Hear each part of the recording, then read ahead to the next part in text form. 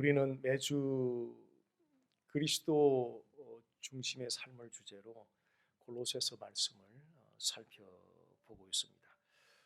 지난주에 잠깐 그 사사 시대를 좀 언급을 했었는데요. 이 사사 시대를 리마인드 하면서 오늘 말씀을 진행해 가도록 하겠습니다. 사사 시대는 이스라엘 백성들이 출애굽하고 나와서 광야 40년을 거쳐서 가나안 땅에 들어가죠. 가나안 땅에 들어가서 여호수아의 지휘 아래 가나안 원주민들과의 7년간의 전쟁을 하고 그 전쟁에 승리한 후에 가나안 땅을 분배까지 거의 마친 다음에 이 여호수아가 죽게 됩니다. 그 여호수아가 죽으면서부터 이스라엘의 초대 왕 사울 왕이 세워지기까지가 한 400년인데요. 이 400년의 기간을 사사 시대라고 합니다.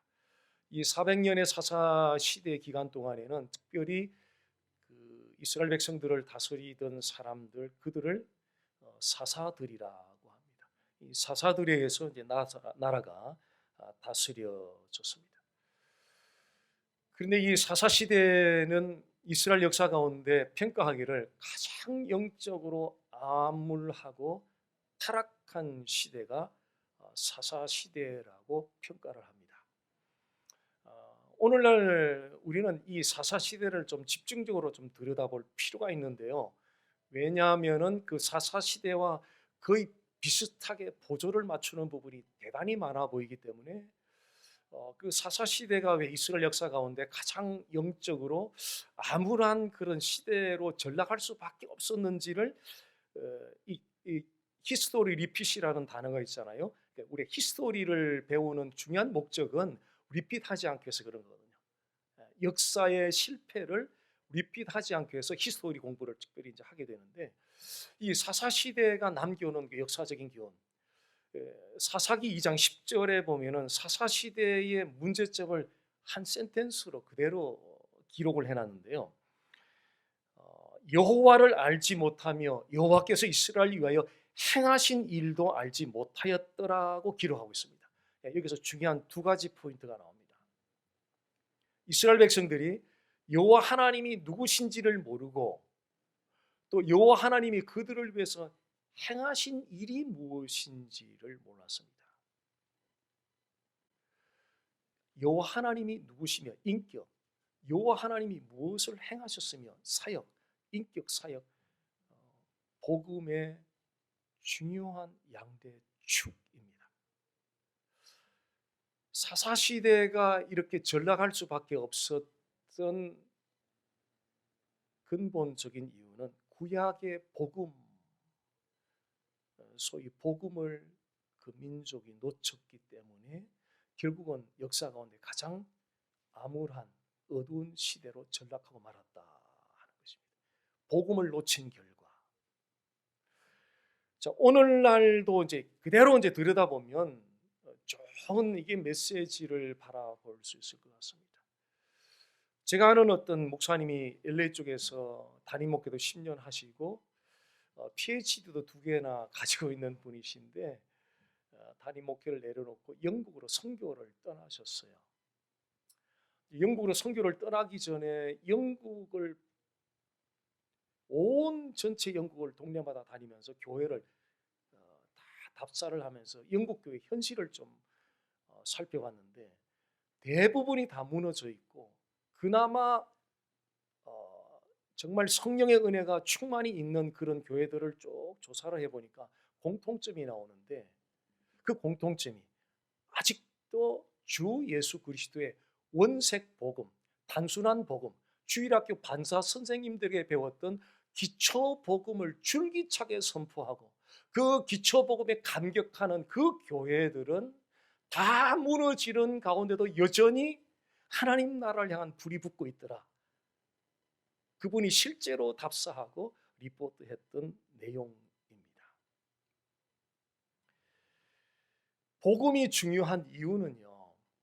기독교의 핵심은 사실 doing이 아니잖아요. 하나님이 뭐 실적 보고 싶은 것이 핵심도 아니고 doing이 핵심이 아니잖아요, 이게요. 기독교의 핵심은 하나님과의 관계잖아요, 관계. 죄 문제 때문에 하나님과의 관계가 깨트려졌으므로 그 깨트려진 하나님과 관계를 바로 회복시키기 위해서 하나님이 제시한 유일한 솔루션은 여자의 후손 메시아 예수 그리스도. 그게 복음이잖아요. 그러니까 하나님과의 관계를 회복시키는 유일한 길은 이 복음밖에 없거든요. 자, 오늘날 우리가 가정 문제, 무슨 커뮤니티 문제, 정치 문제, 교육 문제, 그 모든 문제들을 뿌리를 추적해서 마지막 딱 도착해 보니까 하나님과의 관계가 잘못되어 있는 거예요. 하나님 관계가 잘못되어 있기 때문에 그 다음부터 나가는 모든 것들이 빗나가기 시작하는 거죠. 15절과 23절 골로새서 1장의 말씀은 예수님의 인격과 사역을 묘사하는 신약에서 가장 탁월하고 우아한 말씀입니다. 15절과 18절 전까지는 인격에 대해서 말씀하고 있고요. 19절부터 23절은 예수님의 사역에 대해서 말씀합니다. 자, 오늘은 15절과 18절 예수님의 인격에 대해서 살펴보겠습니다. 20세기를 대표하는 지성 중에 한 분, 존 스타튼 목사님이 이런 말씀을 하셨습니다. 그리스도인들의 제자도에 있어서 그리스도의 인격을 분명히 인식하는 일보다 더 중요한 일은 없다. 십자가보다 먼저 인식해야 되는 일, 부활보다 먼저 인식해야 되는 일, 그분이 누구시냐 하는 거예요. 이게 인식이 안 되면 십자가는 한순간의 십자가로 터치받을 뿐이지요. 이분이 누구시냐는 거예요. 이분이 십자가에 죽으신 그분, 부활하신 그분이 누구시냐는 거예요. 존 스타트 목사님 그 말씀을 한 거죠. 제자도에 있어서 그리스도의 인격을 분명히 인식하는 것은 그 무엇보다도 중요한 일이다. 현대 교회 기독교에서 바로 이 부분을 소홀히 다뤘어요. 십자가 부활 투마치 강조를 해줬는데 십자가에 못 박힌 그분이 누구냐는 인격을 강조를 놓쳤던 거예요. 그래서 약해요. 현실에 가서 현실 케이스가 그냥 속절없이 쓰러져 버려. 십자가를 많이 듣고 부활을 많이 듣고 그분이 누구시냐는 것에 대해서 여기서 제대로 성령의 역사를 맛보지 못했던 거예요. 이분이 누구냐는 거예요. 이분이요. 과거의 청교도들은 이분을 조명을 해주셨어요. 그분들이 십자가와 부활도 조명했지만 그분들이 진짜 조명했던 개혁자를 이어서 나왔던 그 청교도들이 조명했던 것은 이분이 누구냐는 거예요. 이분이 인격이 누구냐는 거예요. 이분이 누구냐는 거예요. 오늘 말씀에는요, 예수님이 누구신가에 관한 세 가지 질문에 답하고 있습니다. 첫 번째 질문은 하나님과 관련해서 이 예수가 누군지, 두 번째는 창조와 관련해서 예수는 누군지, 세 번째는 교회와 관련해서 예수가 누군지, 이 세 가지 질문에 대한 답을 제시해 주고 있습니다. 첫 번째 하나님과 관련해서 예수님 누군지 살펴보겠습니다. 15절입니다. 그는 보이지 아니하는 하나님의 형상이시요. 하나님을 두 가지로 묘사하고 있습니다. 하나는 invisible, 보이지 않는다는 거고요. 또 하나는 형상. 이게 서로 매치가 안 되잖아요. 모순이잖아요. invisible 하면 형상이 없는 거죠. 자, 공기는 형상이 없는 거잖아요. 공기를 본 사람은 역사에 아무도 없어요. 왜? 보이지 않기 때문에. 근데 하나님은 특별해요. 인비저블한데 이미지가 있다는 거예요. 15절 말씀 보니까 보이지 아니하는 하나님의 형상이요. 어떻게 이런 일이 일어나는가? 15절 시작 부분에 보면요, 그는 이 대명사가 예수님을 가리켜요. 예수님은 보이지 아니하는 하나님의 형상이시요. 형상은 복사체라는 그런 의미가 있거든요. 자, 아브라함 링컨의 그 지폐 5불짜리 이미지를 한번 잠깐 좀 볼 텐데요. 이 아브라함의 링컨의 이미지를 복사한 거예요. 그런데 이 아브라함 링컨의 이미지를 복사한 이 이미지와 예수님도 하나님의 복사체거든요. 그 원어 자체가 복사체라는 의미예요. 근데 달라요. 뭐가 다르냐면 아브라함 링컨은 외형만 복사가 된 거예요. 외형만 복사가 된 거예요. 근데 예수님은 하나님의 인격과 속성 자체가 다 담겨져 있는 거예요. 이 지표 안에 아브라함의 인격은 없어요. 외형만 담겨져 있는 거예요. 근데 예수님 안에는 하나님의 속성, 하나님의 인격이 전부 다 담겨져 있는 거예요. 예수님 안에는 무한하신 하나님의 속성이 있고요, 불변하시는 하나님의 속성이 있고요, 선하신 하나님의 속성이 있고요, 거룩하신 하나님의 속성이 있고요, 의로우신 하나님의 속성이 있고, 신실하신 하나님의 속성이 있고, 자비로우신 하나님의 속성이 예수님 안에 있다는 거예요. 그 유대인들이 기독교로 개종하는 사람들이 사용하는 그 성경이 메시아닉 성경이라는 게 있어요. 거기에 보면은 이 골로새 1장 15절을 굉장히 번역을 잘 해놨어요. 자, 제가 한번 읽어드려 볼게요. 예수님은 보이지 아니하는 하나님의 보이는 하나님. 우리 뭐 현대역이나 뭐 개역 개정에는 형상, 뭐 모습으로 이렇게 번역해놨는데 메시아닉 성경에서는 보이지 아니하는 하나님의 보이는 하나님이라고 번역을 해놨어요. 얼마나 기가 막힌 번역을 해놨는지 몰라요. 자, 요한 1서 말씀을 좀 잠깐 좀 성경을 찾았으면 좋겠거든요. 거기 보면 1절 보면은요, 태초부터 있는 생명의 말씀에 관하여는, 이 생명의 말씀은 예수님을 가리킵니다. 우리가 들은 바, 즉 사도들, 제자들, 들은 바요, 눈으로 본 바요, 자세히 보고 우리의 손으로 만진 바라.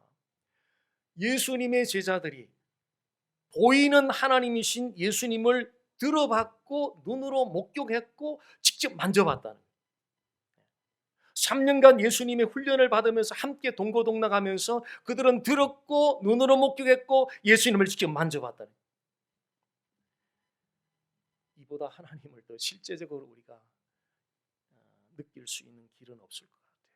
그 하나님을 실제로 들어보고 실제로 목격하고 실제로 만져보는, 예수님은 보이지 아니하는 하나님의 실제적인 보이는 하나님이십니다. 이게 실제라는 이 표현이 참 중요한데요, 만약 실제가 아니라면 아무것도 기독교의 진리는 성립이 안 돼요. 성육신도 성립이 안 되고요. 예수님이 실제로 보이는 하나님이 아니시라면 죄사함도 성립이 안 되고 십자가도 성립이 안 되고 부활도 성립이 안 되고 영원히 함께한다는 이 사실도 우리와는 아무런 관계가 없고 구원도 성립이 되지를 않습니다. 예수님은 보이지 아니하는 하나님의 보이는 하나님이라는 이 사실은 절대 진리, 변동되지 않는 절대 진리입니다. 중요한 것은 우리 각자의 반응인 것 같습니다.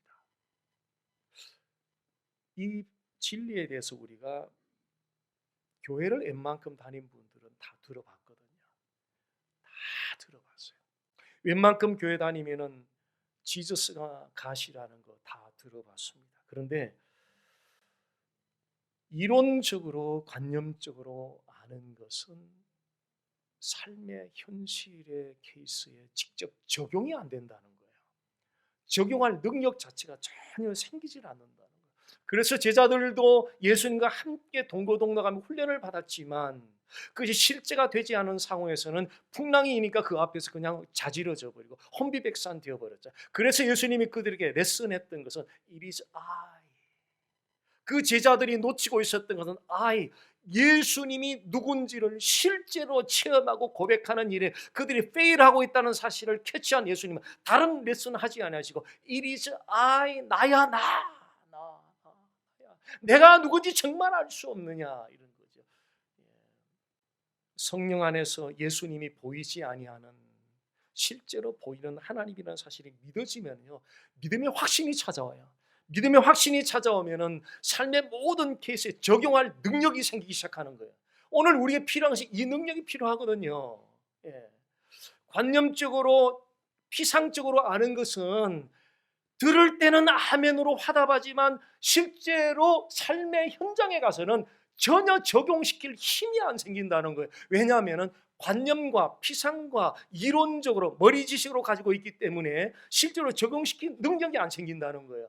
반드시 실제로 체험되어지는 Jesus is my God. 그분이 내 하나님이야. 그래, 맞아. 라고 딱 영적인 부딪힘이 일어나면 그때부터는 실제 삶에 적용시키는 능력을 성령께서 장착시켜 주신다는 거예요. 근데 이것이요, 단시간에 되는 건 아니에요. 왜냐하면 성령님이 열어주셔야 되는 것이기 때문에요. 그냥 줄기차게 전해줘야 돼요. 그러면 어느 타임에 성령이 탁 사람에 따라 역사해주는 타이밍 다 다르거든요. 단 하나라도 소화가 되는 기독교, 단 하나라도 내 안에 내 진리가 된 그 기독교로 가면 성령께서 우리를 틀림없이 변화의 자리로 이끌어 가실 것이라고 믿는 거죠. 세상과 싸워서 이길 힘, 그것은 주 예수님이 나의 하나님 되심을 믿는 믿음입니다. 하루에도 눈 뜨고 밤에 잠자리 들기까지요, 수 없는 갈등과 걱정과 두려움과 방황과 우리 모두가 그렇게 지내고 있거든요.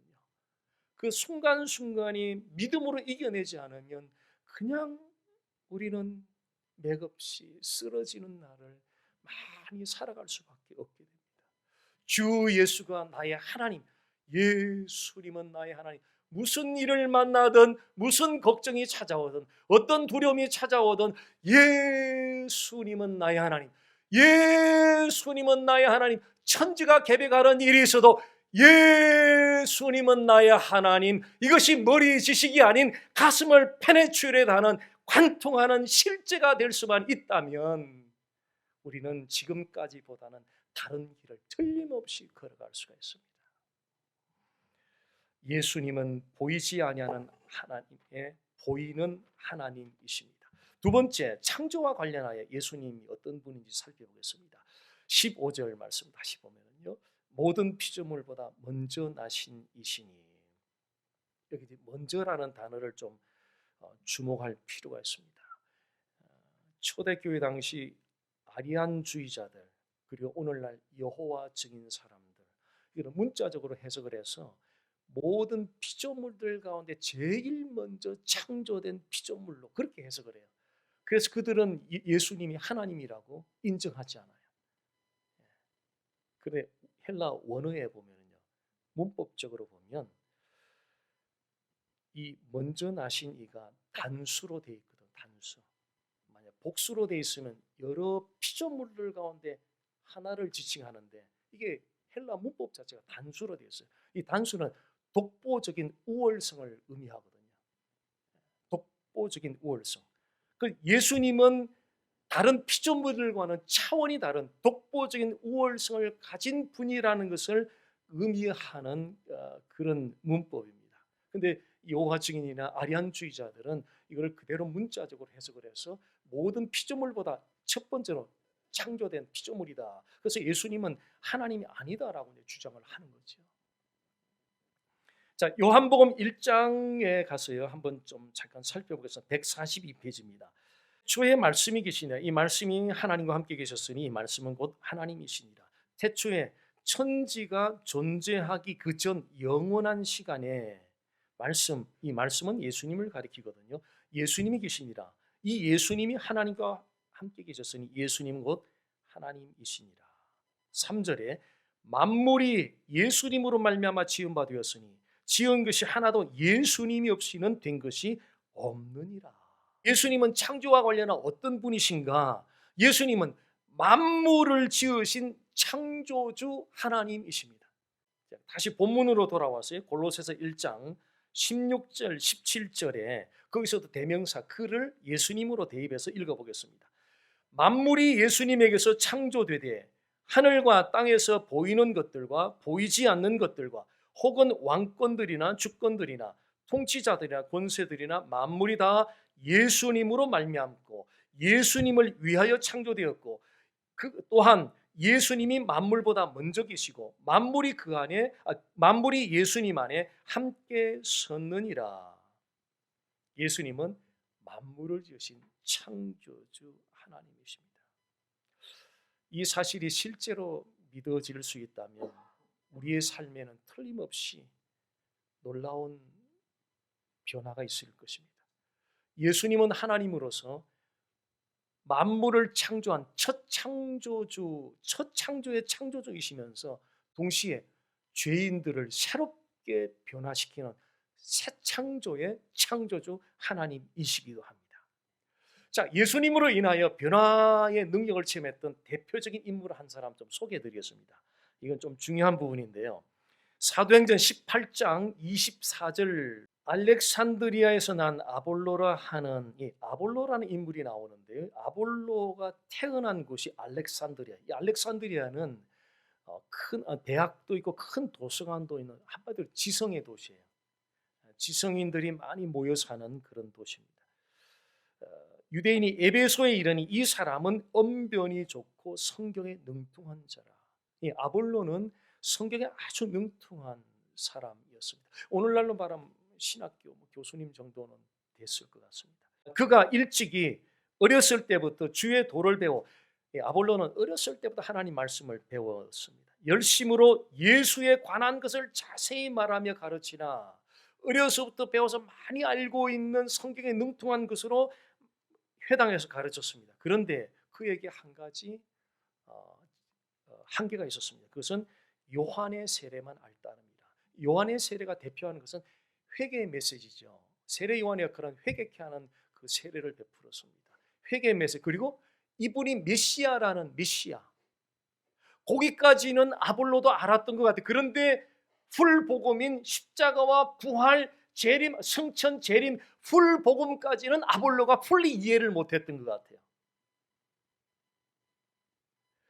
그래서 26절에 보면은요, 그가 회당에서 담대히 말하기 시작한 것을 강론을 하기 시작한 거죠.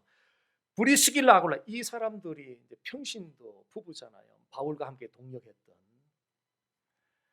이 브리스길라 아굴라는 바울에게서 직접 복음을 사사받았던 사람들, 바울에게서 직접 복음을 배웠던, 가르침을 받았던 사람들인데, 회당에 이 부부가 앉아서 가만히 들으면서 성경에 능통한, 어려서부터 하나님 말씀을 배워 성경에 능통한 예수에 관한 것을 설명하고 강론하는 그 아볼로 교수님의 강의를 듣다 보니까 바울에게 사사받았던 그 복음에서 부족한 것이 보인 거예요.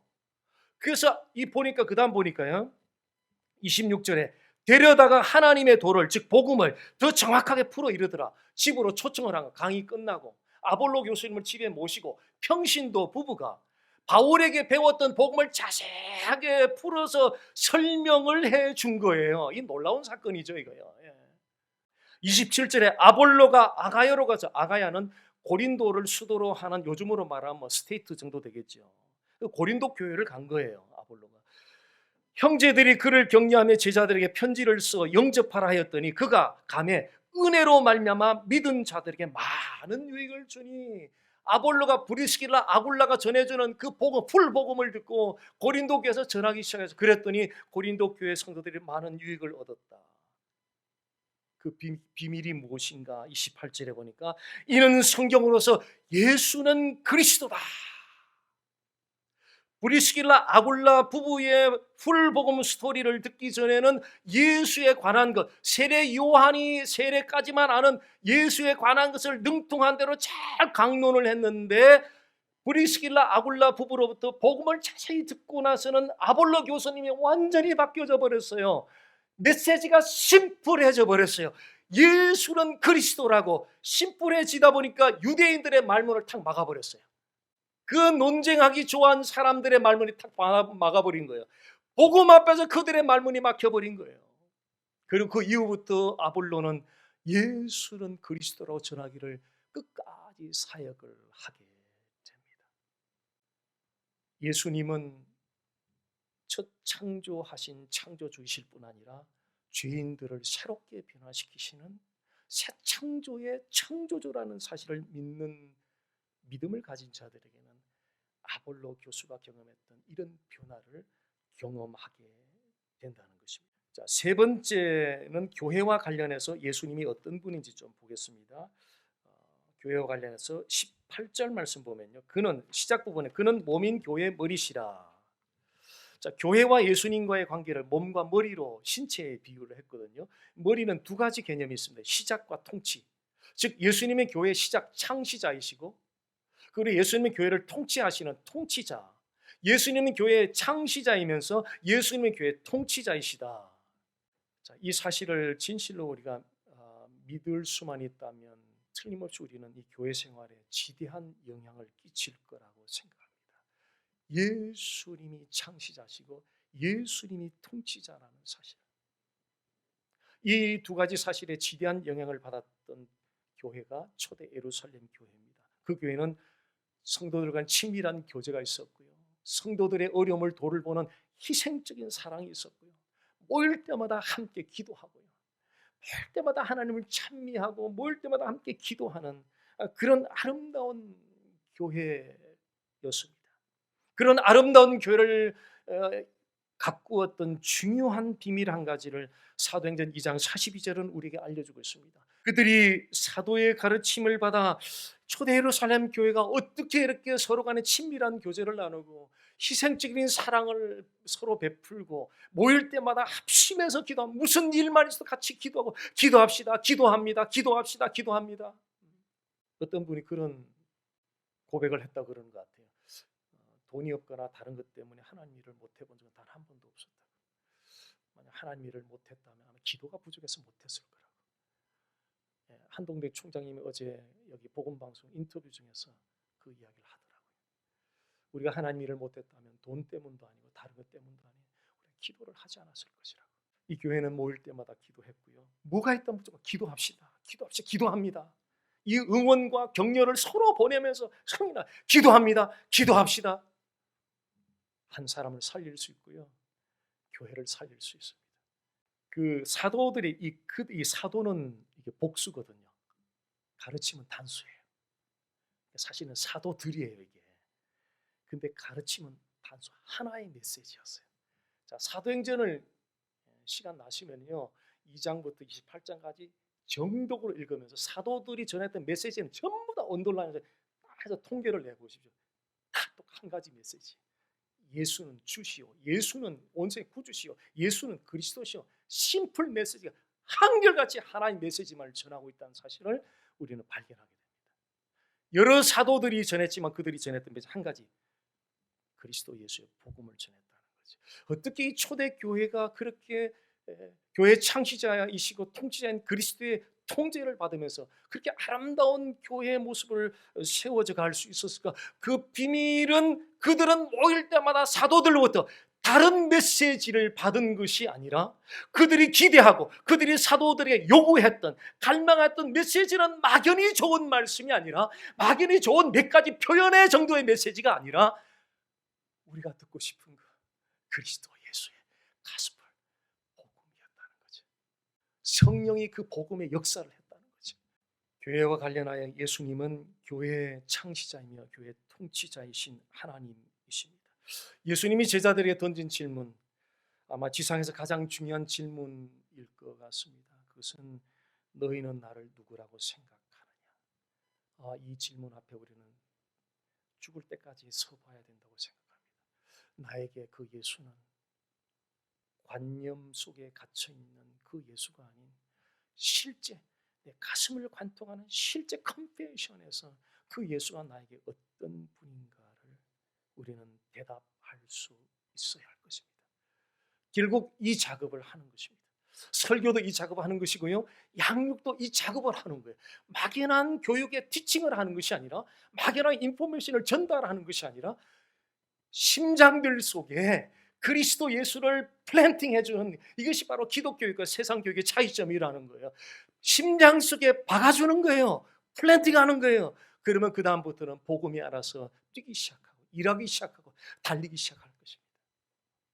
예수님 우리에게 만약 예수님이 너희는 나를 누구라고 생각하나 질문한다면 우리는 오늘 살펴본 이 대답대로 대답할 수 있어야 할 것입니다. 예수님은 보이지 아니하는 하나님의 보이는 하나님이십니다. 예수님은 첫 창조의 창조주이실 뿐 아니라 죄인들을 새롭게 변화시키는 새 창조의 창조주이십니다.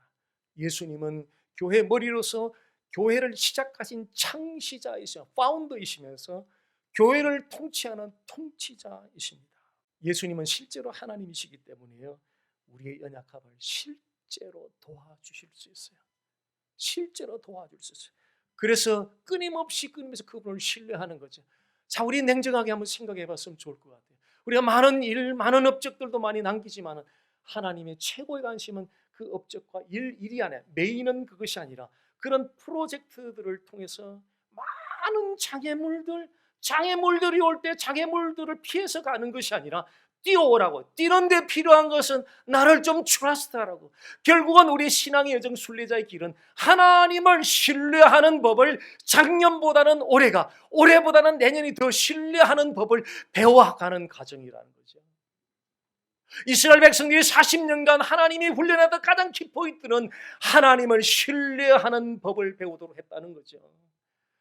눈앞에 실적 몇 가지다 있다 없다 이것이 하나님의 메인이 아니라, 그럼에도 눈에 보이지 않아도 손에 잡히지 않아도 실적이 없어도 여전히 I trust in the Lord, 하나님이 이 훈련하고 있다는 사실을 우리는 단 한시도 잊지 말아야 돼요. 이걸 잊지 말아야 진짜 기독교를 우리는 살아낼 수 있거든요. 더 이상 기독교 비슷한 것 살다가 허송세월해서 아까운 인생 버리는 이런 길은 안 가고 싶다는 거죠. 다시는 이런 길 가지 말자는 거죠. 왜 이런 길, 웨이스트하는 시간의 길을 왜 갑니까? 그런 길을 가서는 안 된다는 거죠. 부족하지만 방향을 제대로 잡고 가자는 거죠. 방향을 제대로 잡고 가자는 거죠. 그 예수님을 끊임없이 신뢰하면서 있는 모습 그대로 어렵고 힘들고 연약할 때마다 하나님 도와주세요라고 부탁하면 그분은 실제 하나님이시기 때문에 우리의 연약한 호소를 들어주실 줄로 믿습니다.